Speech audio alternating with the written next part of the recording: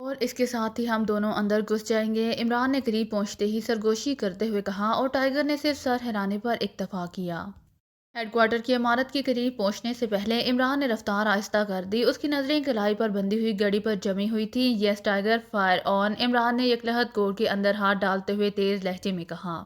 اور ٹائیگر نے بجلی کی سی پھرتی سے بغل سے راکٹ مشین گن نکالی اور دوسرے لمحے فضا گولیوں کی ترتراہٹ کے ساتھ ہی دونوں پہرے داروں کی چیخوں سے گونج اٹھی، اور ابھی ان کی چیخوں کی گونج فضا میں ہی تھی کہ ایک خوفناک دھماکہ ہوا اور بند فولادی پھاٹک اڑ کر اندر کی طرف جا گرا، اور اس کے ساتھ ہی انتہائی خوفناک اور مسلسل دھماکے اندر راہداری میں ہونے لگے۔ ٹائیگر انتہائی پھرتی سے مسلسل راکٹ اندرونی راہداری میں فائر کیے جا رہا تھا، اور پھر جیسے ہی ہر طرف خوفناک قیامت ٹوٹ پڑی، بازار میں گولیوں کی ترتراہٹ، انسانوں کی چیخیں اور دوڑتی ہوئی کاروں کے ایک دوسرے کے ساتھ ٹکرانے کے دھماکوں کے ساتھ ہی ہیڈ کوارٹر کے عقب سے، سائیڈوں سے اور راکٹوں کے خوفناک دھماکوں کی آوازیں سنائی دینے لگیں۔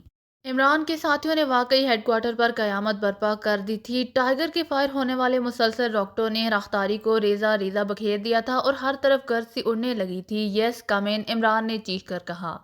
اور پھر وہ راکٹ آگے کی طرف برساتا ہوا تباہ شدہ راہداری میں دوڑتا چلا گیا۔ ٹائیگر اس سے پشت ملائے الٹا دوڑ رہا تھا، اور اس کی راکٹ مشین اسی طرح سائیڈوں اور عقب میں مسلسل گولیاں برسا رہی تھی، جیسے انسانی ہاتھوں میں ہونے کی بجائے کسی خودکار مشین میں فٹ کر دی گئی ہو۔ راہداری کے اختتام کے بعد ایک وسیع و عریض کھلا احاطہ تھا، جس کی دونوں سائیڈوں پر برآمدے اور ان کے پیچھے کمرے تھے۔ عمران نے بجلی کسی تیزی سے جیب سے 2 بم نکالے اور دائیں بائیں پھینک دیے۔ اسی لمحے ٹائیگر نے بھی دونوں بم پھینک دیے، عقب اور سائیڈ سے بھی مسلسل راکٹ بم پھینکے جا رہے تھے، اسی لیے پوری عمارت ان بموں اور راکٹوں کے دھماکوں سے بری طرح لرز رہی تھی۔ اس کے ساتھ ساتھ انسانی چیخوں نے بھی فضا میں ارتعاش پیدا کر دیا تھا۔ بم پھینکتے ہی عمران نے غوطہ لگایا اور بجلی کسی تیزی سے دائیں طرف موجود برآمدے میں جا پہنچا، اور دوسرے لمحے برآمدے کی سائیڈ سے ایک مشین گن ترترائی، لیکن ٹائیگر چوکنا تھا، اسی لیے دوسرے ہی لمحے مشین گن چلانے والا چیخ مار کر دروازے سمیت اندر دھماکے سے جا گرا۔ وہ دروازے کی اور سے فائر کر رہا تھا، اور ٹائیگر نے اس دروازے پر راکٹ فائر کر دیا تھا، اور پھر وہ دوڑتا ہوا برآمدے میں جا پہنچا، اور اس کے بعد تو جیسے لڈو کی طرح اسے گھومنا پڑا، کیونکہ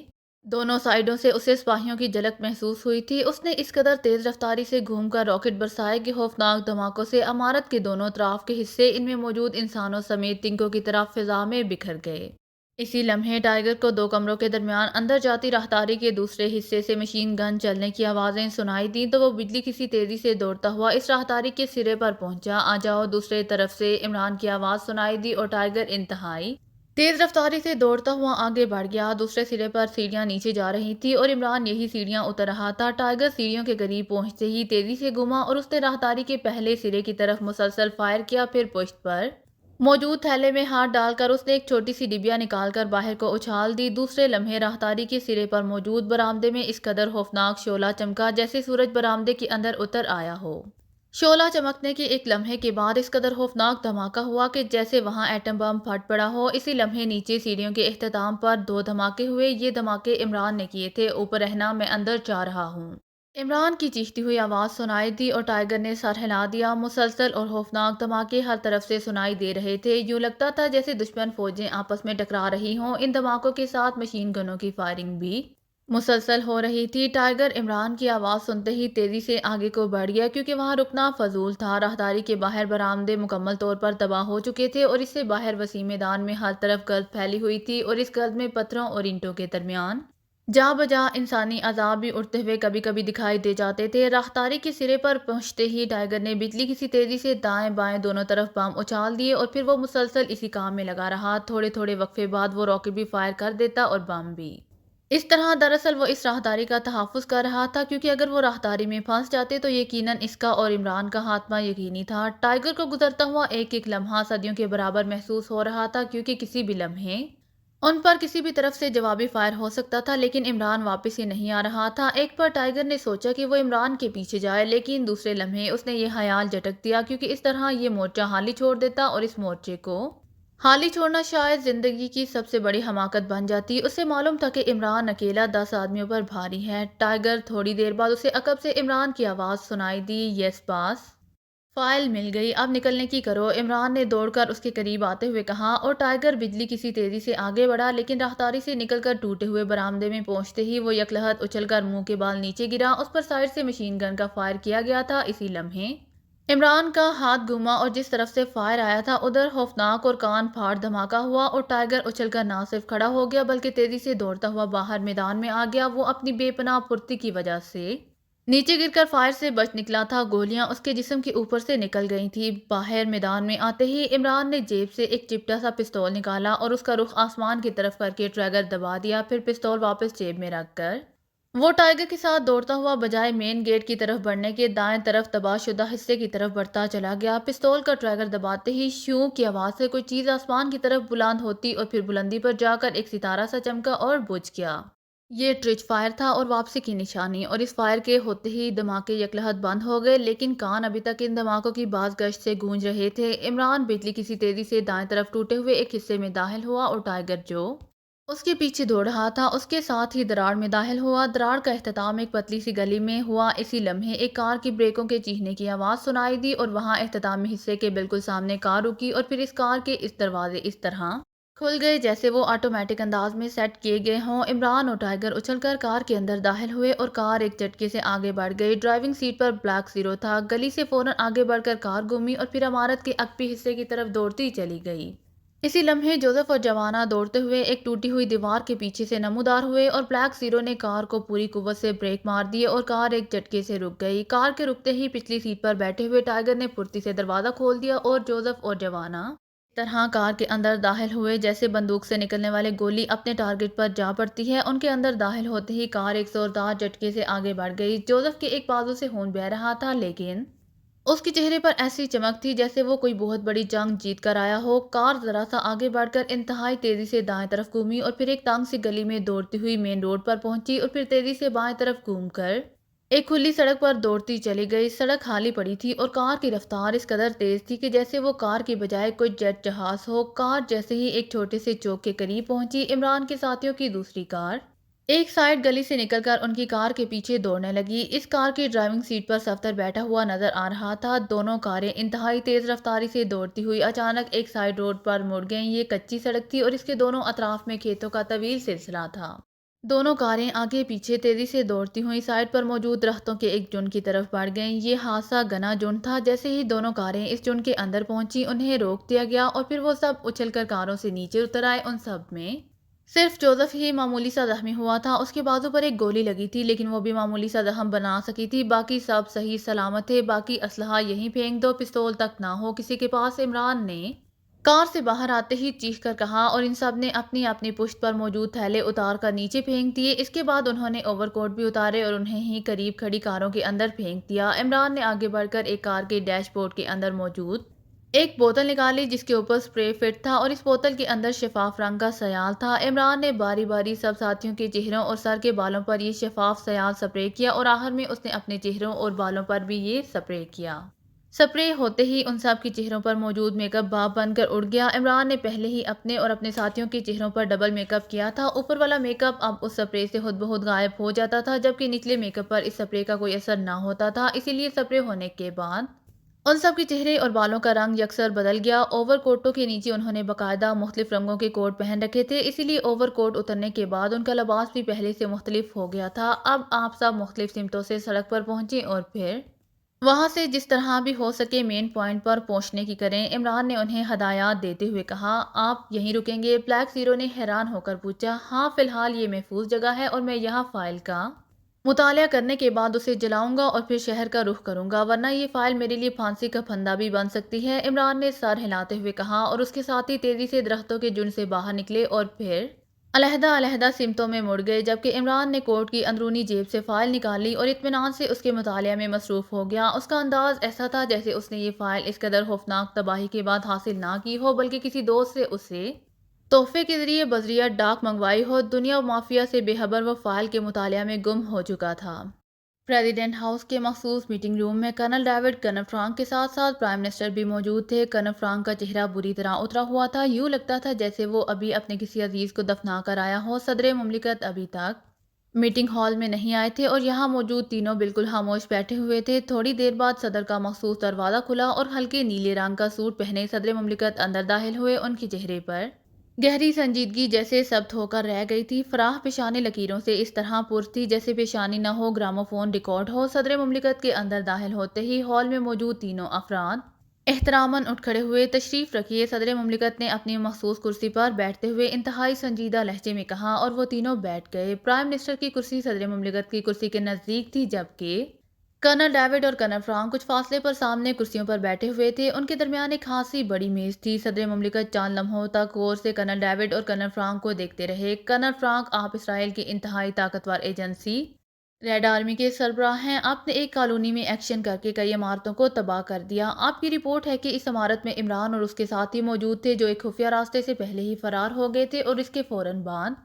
عمران اور اس کے ساتھیوں نے ریڈ آرمی کے ہیڈ کوارٹر پر حملہ کیا، اور انہوں نے آپ کا ہیڈ کوارٹر تنکوں کی طرح بکھیر کر رکھ دیا۔ بازار میں ان کی فائرنگ سے 10 افراد ہلاک اور 100 سے زائد زخمی ہوئے، جبکہ ہیڈ کوارٹر کے اندر 60 سپاہی ہلاک اور 150 کے قریب شدید زخمی ہوئے۔ اس عمارت کی تباہی اور آپ کے ہیڈ کوارٹر کے درمیان تباہی میں بہت کم وقفہ تھا۔ یہ لوگ 2 کاروں میں آئے۔ ان کے پاس انتہائی جدید ترین اور خوفناک اسلحہ وافر مقدار میں تھا۔ ان کی تعداد صرف 8 یا 10 تھی، لیکن وہ شہر کے وسط میں اس طرح تباہی مچا کر غائب ہو گئے جیسے وہ لوگ مافوق الفطرت ہوں۔ اس سے میں یہی سمجھ سکتا ہوں کہ ریڈ آرمی پر اٹھنے والے اخراجات ضائع جا رہے ہیں۔ اس تنظیم کو ختم کر دیا جائے۔ صدر مملکت نے انتہائی سرد اور تلخ لہجے میں کہا، سر، بظاہر حالات یہی ہیں، لیکن آپ اچھی طرح جانتے ہیں کہ عمران اور اس کے ساتھیوں کی کارکردگی پہلے بھی ایسے ہی رہی ہے۔ جس طرح ان لوگوں نے ہیڈ کوارٹر پر ڈائریکٹ حملہ کیا ہے، اس کا تو تصور بھی نہیں کیا جا سکتا تھا۔ اچانک اور انتہائی خوفناک حملہ جس نے کسی کو سمجھنے اور سنبھلنے کا موقع ہی نہ دیا، اور اس نے میری یہ بات درست ثابت کر دی ہے کہ ہم نے انہیں اس کالونی میں گھیر لیا تھا، لیکن ہمیں اس عمارت میں کسی خفیہ راستے کا علم ہی نہیں تھا۔ ہیڈ کوارٹر پر ان کا حملہ انتقامی کارروائی کے طور پر تھا، حالانکہ اس حملے سے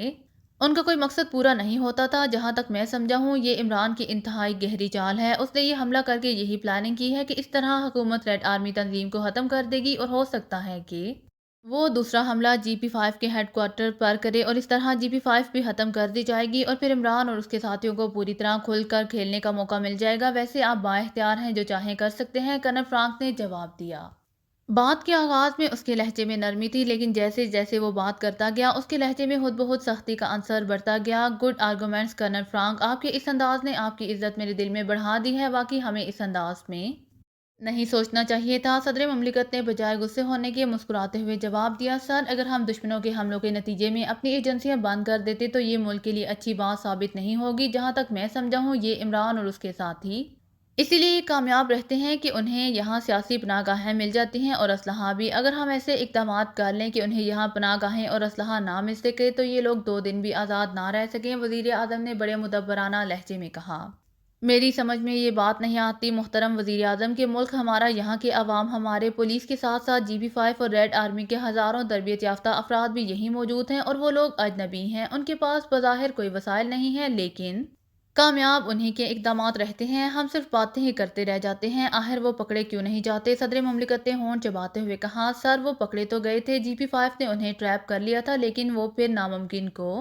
ممکن بنا کر نکل گئے۔ کانڈی جیل سے ان کا فرار اور پھر غائب ہونا ناممکن ہی تھا، لیکن ایسا ہو گیا۔ کرنل ڈیوڈ نے کہا، کرنل ڈیوڈ بے حد ہوشیار آدمی تھا، اسی لیے اس نے براہ راست یہ کہنے کی بجائے کہ GP5 نے عمران اور اس کے ساتھیوں کو پکڑ لیا تھا، لیکن صدر مملکت نے انہیں زندہ رکھنے کا حکم دے کر حماقت کی ہے، اور انہیں بچ نکلنے کا موقع مل گیا ہے، دوسرے انداز میں بات کی۔ میرے خیال میں، سر، ان لوگوں کی فوری گرفتاری یا موت کے لیے ہمیں کوئی واضح، ٹھوس اور جامع قسم کی منصوبہ بندی کرنی چاہیے۔ ایسی منصوبہ بندی کہ یہ لوگ خود بخود ہمارے مرتب کردہ جال میں پھنس جائیں۔ وزیر اعظم نے کرنل ڈیوڈ کی بات کو نظر انداز کرتے ہوئے کہا، واضح اور جامع منصوبہ بندی کے لیے وقت چاہیے مسٹر پرائم منسٹر، اور ریڈ ٹارگٹ مشن کا مکمل ہونا ہے۔ اس وقت ہمارے ذہن میں یہ بات قطعاً نہیں تھی کہ اس مشن کے متعلق پاکیزہ سیکرٹ سروس کو کسی طور پر بھی علم ہو سکتا ہے، اسی لیے ہم نے ریڈ اسکوائر اس مشن کے فائنل آپریشن کے لیے منتخب کی تھی، اور پھر اسی کے مطابق ڈاکٹر لارنس نے کام شروع کیا۔ انہوں نے جو مشین تیار کی ہے، وہ صرف ریڈ اسکوائر میں ہی درست ٹارگٹ کر سکتی ہے، اور چونکہ یہ مشین مکمل ہے، اسی لیے اب اسے تبدیل نہیں کیا جا سکتا۔ لیکن اب جس انداز میں پاکیزہ سیکرٹ سروس نے ریڈ آرمی کے ہیڈ کوارٹر پر حملہ کیا ہے، اس کو دیکھتے ہوئے تو میں یہی سمجھتا ہوں کہ ریڈ اسکوائر کسی بھی صورت میں ان کے حملے سے محفوظ نہیں رہ سکتا۔ صدر مملکت نے کہا، لیکن سر، ریڈ اسکوائر کے بارے میں تو عمران کو علم ہی نہیں ہوگا۔ اگر اسے علم ہوتا تو وہ لیبارٹری پر حملہ کرنے کی کوشش کیوں کرتا؟ کرنل فرانک نے کہا، ہاں، یہ پوائنٹ واقعی قابل غور ہے، لیکن بہرحال یہ الگ بات ہے۔ عمران کو نہ جانے کس طرح منصوبوں کا علم ہو جاتا ہے، اسے ریڈ اسکوائر کے بارے میں بھی کسی طرح علم ہو گیا تو ہم کیا کریں گے؟ صدر مملکت نے جواب دیا، جناب، میرے خیال میں عمران کو ریڈ اسکوائر کے بارے میں سب کچھ پتا ہے، کرنل ڈیوڈ نے اچانک کہا تو صدر مملکت سمیت سب چونک کر اسے دیکھنے لگے۔ یہ آپ کیسے کہہ سکتے ہیں؟ صدر مملکت نے انتہائی سخت لہجے میں پوچھا۔ جناب، یہاں آنے سے پہلے میں نے ریڈ آرمی کے تباہ شدہ ہیڈ کوارٹر کو دیکھا ہے۔ اس کا ریکارڈ روم کھلا ہوا تھا اور آپ جانتے ہیں کہ میں ہر مشن کے متعلق فائل ریڈ آرمی اور GP5 کے ریکارڈ روم میں رکھی جاتی ہے۔ میرا تو خیال ہے کہ عمران کا حملہ صرف انتقام ہی نہیں تھا، وہ اس قسم کے جذباتی کام نہیں کیا کرتا۔ اس کی ہر حرکت کے پیچھے ضرور کوئی بڑا مقصد ہوتا ہے، اور جہاں تک میں سمجھا ہوں ریڈ آرمی کے ہیڈ کوارٹر پر حملے کا مقصد اس کے ریکارڈ روم سے وہ فائل حاصل کرنا تھی جس میں موجودہ مشن کے بارے میں اہم انتظامی تفصیلات موجود ہیں۔ کرنل ڈیوڈ نے تفصیل سے جواب دیا تو ان سب کے چہروں پر گہری تشویش کے آثار نمودار ہو گئے۔ او، آپ نے انتہائی ذہانت امیز بات کی ہے، آپ فوراً چیک کریں کہ ریکارڈ روم میں وہ فائل موجود ہے یا نہیں۔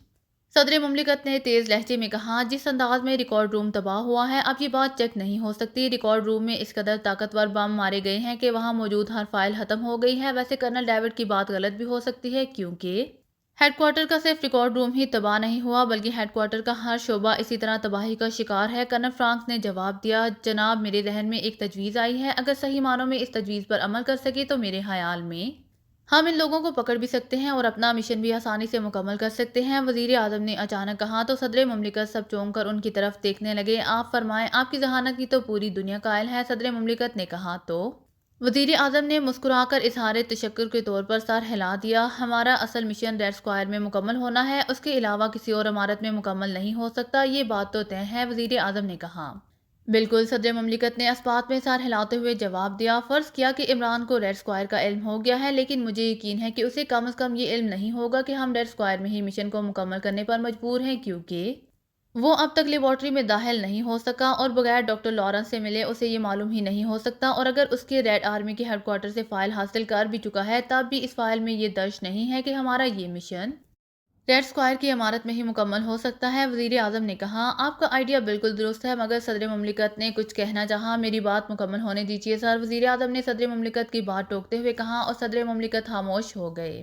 اب اگر ہم ریڈ اسکوائر کے بجائے کسی اور مناسب عمارت کو منتخب کر لیتے ہیں اور اس عمارت کے گرد ریڈ آرمی اور GP5 کے انتہائی سخت پہرے لگا دیتے ہیں اور پھر ساتھ ہی یہ اعلان کرا دیتے ہیں کہ صدر مملکت اور وزیر اعظم ایک اہم مشن کی تکمیل کے لیے اس عمارت میں جائیں گے، تو یقیناً وہ شخص عمران یہی سمجھے گا کہ ہم نے ریڈ اسکوائر کی بجائے دوسری عمارت ٹارگٹ کے لیے منتخب کر لی ہے، چنانچہ وہ اس عمارت پر حملہ کرنے کی کوشش کرے گا، لیکن اصل ٹارگٹ صرف ریڈ اسکوائر میں ہی مکمل کیا جائے گا، اور انتہائی خاموشی سے۔ تو میرا خیال ہے کہ ایک تیر سے دو نشانے لگائے جا سکتے ہیں، وزیر اعظم نے کہا، لیکن ہم ریڈ اسکوائر کو تو بالکل خالی نہیں چھوڑ سکتے۔ ایسا ہو سکتا ہے کہ ایک تنظیم دوسری عمارت کی حفاظت کرے جبکہ دوسری تنظیم ریڈ اسکوائر کی حفاظت پر مامور ہو۔ اس طرح عمران کو یہ علم نہیں ہو سکے گا کہ اصل ٹارگٹ کس عمارت پہ مکمل ہو رہا ہے۔ صدر مملکت نے تجویز میں ترمیم کرتے ہوئے کہا، سر، میں نے یہ تجویز اسی لیے پیش کی ہے کہ پاک ایشیا سیکرٹ سروس کا ٹکراؤ اب تک صرف انہی دو ایجنسیوں یعنی ریڈ آرمی اور GP5 سے ہوتا رہا ہے، اور وہ لوگ ان ایجنسیوں سے واقف ہیں، جبکہ اسرائیل میں کئی ایسی خفیہ ایجنسیاں موجود ہیں جن کے بارے میں پاک ایشیا سیکرٹ سروس والے بالکل بھی نہیں جانتے۔ لیبارٹری کی حفاظت بھی تو ایسی ہی ایجنسیاں بخوبی سر انجام دے رہی ہیں اور ان کی اب تک کی کارکردگی بے مثال رہی ہے، مثلاً ریڈ ایرو کے کرنل ہارڈ اور ٹارٹ کے کرنل جاگورا اور اس طرح کی دوسری خفیہ ایجنسی ہیں، انہیں ریڈ اسکوائر کی حفاظت پر تعینات کیا جا سکتا ہے۔ اس طرح ریڈ اسکوائر محفوظ رہے گی اور مشن بھی مکمل ہو جائے گا۔ اس کے ساتھ ساتھ ان لوگوں کے وقت میں بھی فرق ڈالا جا سکتا ہے، ہم دوسری عمارت میں وقت 1 گھنٹہ پہلے رکھ سکتے ہیں تاکہ اگر پاک ایشیا سیکرٹ سروس وہاں ریڈ کرے تو اسے الجھا لیا جائے اور ادھر ریڈ اسکوائر میں مشن مکمل کر دیا جائے۔ وزیر اعظم نے تفصیل سے بات کرتے ہوئے کہا، او، انتہائی شاندار تجویز ہے، واقعی اس طرح مشن مکمل ہو جائے گا اور عمران اور اس کے ساتھیوں کو بھی ٹریپ کر لیا جائے گا۔ صدر مملکت نے انتہائی مسرت بھرے لہجے میں کہا۔ کرنل ڈیوڈ اور کرنل فرانک دونوں نے اس تجویز پر کوئی تبصرہ نہیں کیا، کیونکہ اس تجویز سے ان دونوں کی ایجنسیوں کی دوسری ایجنسیوں کی نسبت اہانت کا پہلو نکلتا تھا۔ آپ کا کیا خیال ہے اس تجویز کے بارے میں؟ صدر مملکت نے کرنل ڈیوڈ سے مخاطب ہو کر کہا، سر، تجویز انتہائی شاندار اور قابل عمل ہے، البتہ اس تجویز میں ایک پہلو ایسا ہے جس کے بارے میں میرا خیال ہے کہ اگر مزید فوراً غور کر لیا جائے تو زیادہ بہتر ہوگا۔ کرنل ڈیوڈ نے جواب دیتے ہوئے کہا، وہ کیا؟ صدر مملکت نے زیادہ وزیر اعظم نے چونک کر پوچھا۔ سر، ہم اور ہماری ایجنسیاں پاک ایشیا سیکرٹ سروس کی کارکردگی سے اچھی طرح واقف ہیں، اسی لیے ہم ان کی کارکردگی کو مد نظر رکھتے ہوئے حفاظت کی بہتر پلاننگ کر سکتے ہیں، جبکہ جن ایجنسیوں کے نام جناب وزیر اعظم صاحب نے لیے ہیں۔ یہ ایجنسیاں ملٹری فیلڈ کے لیے مخصوص ہیں، انہیں سول فیلڈ میں کام کرنے کا کوئی تجربہ نہیں ہے اور خاص طور پر وہ عمران اور اس کے ساتھیوں کی کارکردگی سے قطعاً واقف نہیں ہیں۔ ہم زیادہ سے زیادہ ان لوگوں تک ان کے حلیے پہنچا سکتے ہیں، لیکن عمران اور اس کے ساتھی میک اپ کے ماہر ہیں، اسی لیے سر ایسا نہ ہو کہ یہ ایجنسیاں بری طرح ناکام ہو جائیں اور اس کا نتیجہ یہ ہوگا کہ ہمارا اصل مشن ہی تباہ ہو جائے گا۔ کرنل ڈیوڈ نے بڑی ذہانت سے اپنی بڑائی کی بات کرتے ہوئے کہا، آپ کی بات بالکل درست ہے، لیکن میرا خیال ہے کہ یہی پوائنٹ ہماری فیور میں جائے گا۔ عمران اور اس کے ساتھی لامحالہ آپ کی وجہ سے دوسری عمارت کی طرف متوجہ ہو جائیں گے اور دوسری عمارت کی حفاظت کے لیے ہم انتہائی نمائشی انتظامات کریں گے۔ مثلاً اس عمارت تک جاتی ہوئی تمام سڑکیں بلاک کر دی جائیں گی، ارد گرد کی عمارتیں خالی کرا کر وہاں بھی سپاہی تعینات کر دیے جائیں گے، عمارت کے اوپر 2-3 گن شپ ہیلی کاپٹر موجود ہوں گے۔ اس سے لازماً یہ لوگ یہی سمجھیں گے کہ مشن کی تکمیل یہیں ہو رہی ہے۔ باقی رہی ان ایجنسیوں کی کارکردگی، تو یہ لوگ بھی انتہائی منجے ہوئے ایجنٹ ہیں۔ میرے ذہن میں یہ پلاننگ پہلے سے تھی، اسی لیے میں نے ان ایجنسیوں کی کارکردگی کا ریکارڈ منگوا کر چیک کیا تھا۔ ان میں سے 2 ایجنسیوں کا ریکارڈ انتہائی شاندار ہے، ریڈ ایرو اور ٹارٹ، اسی لیے میرا خیال ہے کہ ان دونوں ایجنسیوں کو یہاں حفاظت کے لیے تعینات کیا جائے۔ وزیر اعظم نے کہا، بالکل ٹھیک، میں آپ سے پوری طرح متفق ہوں، بس فیصلہ ہو گیا، اب اس تجویز پر عمل ہوگا۔ کرنل ڈیوڈ اور کرنل فرانک، اب آپ جا سکتے ہیں، آپ تک ہدایات پہنچ جائیں گی، صدر مملکت نے کہا، اور وہ دونوں اٹھ کھڑے ہوئے۔ انہوں نے فوجی انداز میں سلیوٹ مارا اور مڑ کر بیرونی دروازے کی طرف چل پڑے۔ یہ ہمارے ساتھ انتہائی زیادتی ہے، اس کا مطلب ہے کہ ہم نکمے اور بیکار ہیں اور یہ ملٹری ایجنسیاں ہم سے زیادہ ہوشیار ہیں۔ کرنل ڈیوڈ نے کمرے سے باہر آتے ہی بڑبڑا کر کہا، کرنل ڈیوڈ، اب بھی ہمارے پاس ایک موقع موجود ہے، اگر ہم مل کر کام کریں اور کل سے پہلے عمران اور اس کے ساتھیوں کا ٹھکانہ ٹریس کر کے ان کا خاتمہ کر دیں تو ہم اپنی اہمیت صدر مملکت اور وزیر اعظم دونوں پر ثابت کر سکتے ہیں۔ کرنل فرانک نے کہا، او واقعی مشن تو کل ہی مکمل ہونا ہے، ابھی بہت وقت پڑا ہے۔ ٹھیک ہے، تم میرے ساتھ میرے ہیڈ کوارٹر چلو، ہم اس سلسلے میں واضح منصوبہ بندی کرتے ہیں، کرنل ڈیوڈ نے کہا، اور کرنل فرانک نے سر ہلا دیا۔ اب یہ بات تو طے ہے کہ مشن کل دن کو 11 بجے ریڈ اسکوائر مکمل کیا جائے گا، لیکن میں آج رات اس مشن کو ہر قیمت پر مکمل کرنا چاہتا ہوں، عمران نے فیصلہ کن لہجے میں کہا۔ وہ اس وقت ایک نئی عمارت کے ایک بڑے ہال نما کمرے میں موجود تھے۔ اس عمارت کا تعلق بھی حیات سے تھا اور یہ وہی عمارت تھی جس کے متعلق حیات نے بتایا تھا کہ یہ عمارت فلسطینی رہنما شاکر سرات انتہائی خفیہ کاموں کے لیے استعمال کرتے تھے۔ وہ سب ریڈ آرمی کے ہیڈ کوارٹر کی تباہی کے بعد ایک ایک کر کے یہاں پہنچے تھے، جبکہ چاشتی اور حیات یہاں پہلے سے موجود تھے۔ لیکن عمران صاحب، اس لیبارٹری پر حملہ کیسے ہو سکتا ہے؟ اب تو وہ لوگ اور بھی زیادہ چوکنا ہوں گے، اور پھر وہ مخصوص اسلحہ۔ بلیک زیرو نے کہا، کچھ بھی ہو، اگر ہم نے اس مشن کو تکمیل سے روکنا ہے تو ہمیں ہر قیمت پر اس لیبارٹری کو تباہ اور خاص طور پر اس ڈاکٹر لارنس کو ہلاک کرنا پڑے گا، کیونکہ اب اسرائیل نے ریڈ اسکوائر کی حفاظت کے لیے اپنی پوری فوج تعینات کر دینی ہے۔ بہرحال ہم جن بوت تو نہیں ہیں کہ اس تمام حفاظتی دیواروں کو کراس کر کے اندر پہنچ سکیں۔ عمران نے ہونٹ چباتے ہوئے کہا، آپ کی بات درست ہے عمران صاحب، واقعی ہمیں اس لیبارٹری کو آج رات ہر قیمت پر تباہ کرنا پڑے گا، ورنہ پاکیزہ کے خلاف یہ خوفناک مشن مکمل بھی ہو سکتا ہے، اور یہ مشن مکمل ہو گیا تو پھر چاہے ہم پورے اسرائیل کو کیوں نہ تباہ کر دیں، ہم پاکیزہ کے نقصان کی تلافی نہیں کر سکیں گے۔ کیپٹن شکیل نے بڑے سنجیدہ لہجے میں کہا، لیکن آخر کس طرح؟ صفدر نے کہا، جس طرح بھی ممکن ہو، عمران نے جواب دیا۔ عمران صاحب، آپ کے ذہن میں لازماً کوئی تجویز موجود ہوگی؟ بلیک زیرو نے کہا، ہاں میرے ذہن میں ایک تجویز موجود ہے، لیکن اس تجویز میں رسک بے پناہ ہے، اسی لیے اس تجویز پر عمل بھی میں خود کروں گا۔ عمران نے بڑے سنجیدہ لہجے میں کہا، یہ کیسے ہو سکتا ہے؟ کیا ہم بیکار لوگ ہیں؟ خاموش بیٹھا ہوا تنویر یکلہت بڑک کر بولا، تم کیسے بیکار ہو گئے؟ تم تو تنہا دار ہو، بیکار تو میں ہوں۔ عمران نے مسکراتے ہوئے جواب دیا، مذاق مت کرو، جو بھی تجویز ہوگی وہ ہم سب مل کر پوری کریں گے، یہ بات تو طے ہے، تنویر نے غصیلے لہجے میں جواب دیا۔ اب تجویز تو بتائیں، یہ باتیں بعد میں بھی ہو سکتی ہیں۔ بلیک زیرو نے کہا، ہاں تجویز سن لو، اس کے بعد مجھے کوئی اعتراض نہیں ہوگا اگر تنویر اکیلا اس پر عمل کرے۔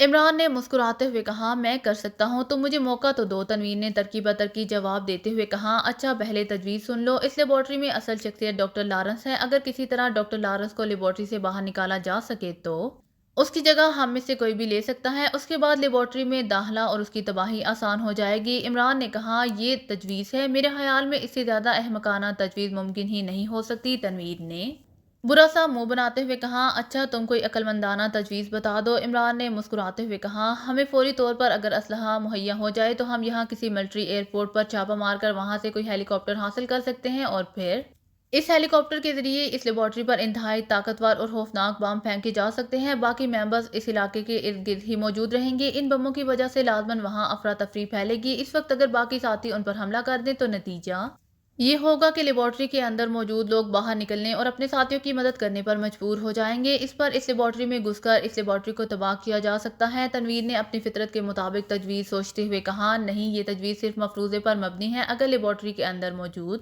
افراد باہر نہ آئے تو پھر ہماری ساری جدوجہد نہ صرف بیکار چلی جائے گی بلکہ ہم مارے بھی جائیں گے۔ صفدر نے سر ہلاتے ہوئے کہا۔ اسی لمحے کمرے کا دروازہ کھلا اور حیات اندر داخل ہوا۔ میں نے آپ حضرات کو اس لیے ڈسٹرب کیا ہے کہ آپ کی باتیں باہر برآمدے سے گزرتے ہوئے میرے کانوں میں پہنچی ہیں۔ آپ نے کسی ڈاکٹر لارنس اور لیبارٹری کا ذکر کیا ہے اور میں یہ دونوں نام سن کر چونکا ہوں۔ دراصل بات یہ ہے کہ میرے بھائی ابو مصدق کا بیٹا سعید سائنسدان ہے اور ابو مصدق سے مجھے معلوم ہوا تھا کہ وہ آج کل کسی بہت بڑے سائنسدان ڈاکٹر لارنس کا اسسٹنٹ بنا ہوا ہے اور یہ سعید چاشتی کا بچپن کا منگیتر ہے۔ اسی لیے اگر سعید ہمارے پاس آ سکتا ہے تو میں اس سے رابطہ قائم کرنے کے لیے تیار ہوں، حیات نے کہا۔ اور عمران اس کی بات سن کر بری طرح چونک پڑا۔ یہ آپ کے بھائی ابو مصدق وہی ہیں جو وزیر اعظم سیکریٹریٹ میں ملازم ہیں؟ عمران نے پوچھا۔ جی ہاں، وہاں اسپیشل سیکریٹری ہیں۔ حالانکہ وہ مسلمان ہیں لیکن یہودیوں کو ان پر مکمل اعتماد ہے۔ وہ کافی پرانے ملازم ہیں اور اب تک ان کا ریکارڈ بے داغ رہا ہے۔ یہ اور بات ہے کہ ان کی وجہ سے جناب شاکر سرات کو اسرائیلی حکومت کے انتہائی اقدامات علم کے بارے میں علم ہوتا رہتا ہے۔ حیات نے ایک خالی کرسی پر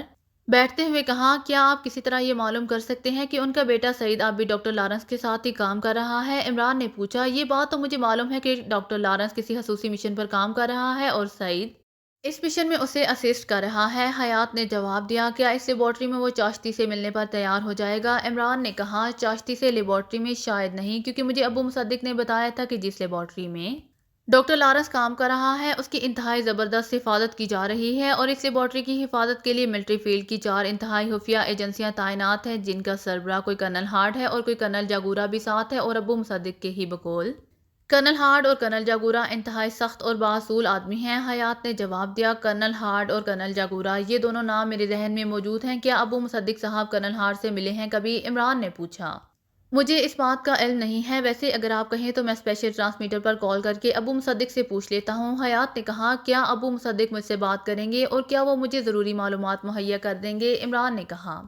کیوں نہیں کریں گے، وہ آپ کے بے حد مداح ہیں، انہیں آپ کی ساری کارگزاریوں کا بخوبی علم ہے، آپ کے اکثر کارناموں کی تفصیلات تو انہوں نے ہی مجھے بتائی ہیں، حیات نے جواب دیتے ہوئے کہا۔ او تو پھر آپ میری بات ابو مصدق صاحب سے کرا دیں، عمران نے مسکراتے ہوئے کہا۔ میں معلوم کرتا ہوں کہ وہ اس وقت کہاں ہیں، میں ابھی آیا، حیات نے کہا اور اٹھ کر کمرے سے باہر نکل گیا۔ کیا آپ کرنل ہارٹ کو جانتے ہیں؟ حیات کے باہر جاتے ہی بلیک زیرو نے عمران سے پوچھا۔ میں تو ایک کرنل ہارٹ سٹون کو جانتا ہوں، عمران نے منہ بناتے ہوئے کہا۔ کرنل ہارٹ سٹون تو فریدی صاحب ہیں، میں اس کرنل ہارٹ کی بات کر رہا ہوں جس کا ذکر آنے پر آپ چونکے تھے، بلیک زیرو نے مسکراتے ہوئے کہا۔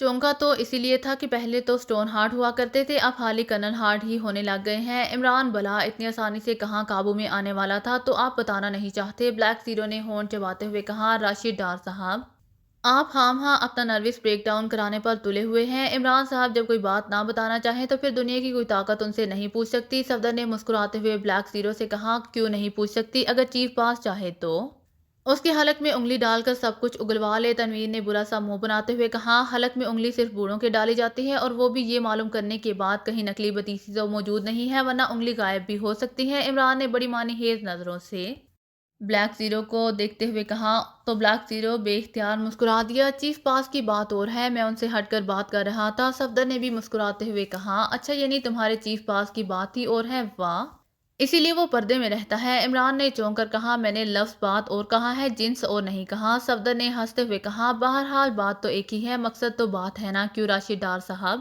عمران نے مسکراتے ہوئے کہا اور بلیک زیرو بے اختیار ہنس پڑا۔ اسی لمحے دروازہ ایک بار پھر کھلا اور حیات اندر داخل ہوا۔ عمران صاحب، ابو مصدق بھائی سے بات ہو گئی ہے، وہ ایک دعوت میں ہیں، یہاں قریب ہی ایک کلب میں موجود ہے، میں نے ان سے بات کی اور جب آپ کا ذکر کیا تو وہ فوراً آپ سے ملنے پر تیار ہو گئے، وہ دعوت ختم ہوتے ہی یہاں پہنچ جائیں گے، حیات نے کہا۔ اور ان سے پہلے اگر ریڈ آرمی یا GP5 پہنچ گئی تو عمران کا لہجہ یکلہت تلخ ہو گیا تھا۔ GP5 اور ریڈ آرمی، کیا مطلب؟ حیات عمران کی بات سن کر بری طرح چونکا۔ ٹیلی فون چیک بھی تو ہو سکتا ہے اور میرا نام سنتے ہی یہ لوگ پاگل کتوں کی طرح دوڑ پڑیں گے، عمران نے جواب دیا۔ او نہیں عمران صاحب، میں اور بھائی مصدق نے فلسطینیوں کے خصوصی خفیہ کوڈ میں بات کی ہے، اگر کوئی سنے گا بھی صحیح تو یہی سمجھے گا کہ 2 حقیقی بھائیوں کے درمیان ایک خاندانی رشتے کے بارے میں بات چیت ہو رہی ہے، یہ ہمارا مخصوص کوڈ ہے جسے اسرائیل کی کوئی ایجنسی آج تک واقف نہیں ہو سکی اور اس کوڈ کے مطابق آپ کا نام الٹ دیا گیا ہے، یعنی آپ نارما ہو گئے ہیں، اسی لیے بے فکر رہیں۔ اور جہاں تک اس عمارت میں ابو مصدق کے آنے کی بات ہے تو وہ بے شمار دفعہ یہاں آ کر شاکر سرات سے مل چکے ہیں۔ حیات نے اطمینان کا طویل سانس لیتے ہوئے کہا، وہ شاید عمران کی بات پر بری طرح گھبرا گیا تھا۔ نارما یعنی آپ زیادہ نارما اکٹھے ہو گئے ہیں، واہ اسے کہتے ہیں تبدیلی، عمران نے مسکراتے ہوئے کہا، اور حیات بے اختیار کہا مار پر ہنس پڑا۔ آپ ان سے اکیلے میں ملیں گے یا ساتھیوں سمیت؟ وہ شاید آدھے گھنٹے کے اندر پہنچ جائیں گے۔ حیات نے کہا، فی الحال اکیلا ملوں گا، ضرورت پڑی تو ساتھیوں کو بھی ان مذاکرات میں شامل کیا جا سکتا ہے۔ عمران نے کہا، ٹھیک ہے، میں ملاقات والا کمرہ صاف کرا دوں، کافی عرصے سے بند پڑا رہنے کی وجہ سے خاصا گرد آلود ہو گیا ہے، حیات نے سر ہلاتے ہوئے کہا، اور پھر کمرے سے باہر نکل گیا۔ اگر آپ کو میری ویڈیو پسند آئے تو please like, share and subscribe کرنا مت بھولیے گا۔ جزاک